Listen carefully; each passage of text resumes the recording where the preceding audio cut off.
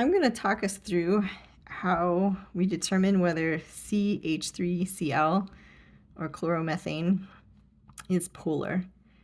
So when we look at this molecule, we see that the carbon has 4 electron groups, and these are all bonds. So this is going to be a tetrahedral shape.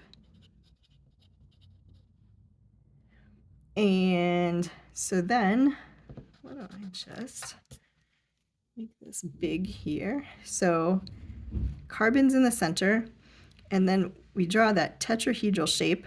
So one line up, one down at an angle, one filled wedge, and then one bond going back. All right. So we can then put the surrounding atoms on the bonds, Cl and H. Okay, now we have to add the dipoles. So let's just go ahead and add the electronegativity values. So 2.55 for carbon, 2.20 for the hydrogens, and then chlorine is 3.16. Our dipole arrows go toward the bigger number.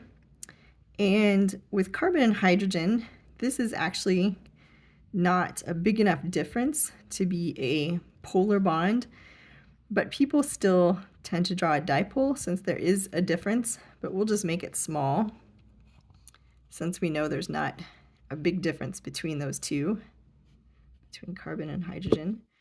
And then carbon and chlorine, this is a polar covalent bond, so we'll make the dipole bigger. All right. Then, to find the overall molecular dipole, we look to see what is the overall direction of the electrons. So I can see they're going in from the hydrogen to the carbon, so into here, and then out toward the chlorine. So this means in general, electrons are coming in, and then out.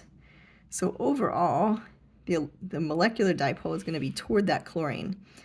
We could draw it over top of the molecule, or let's just draw it down below. So overall, it's going to go over this direction toward the chlorine, and the hydrogens would be more positive. So I can also add that partial positive and partial negative there.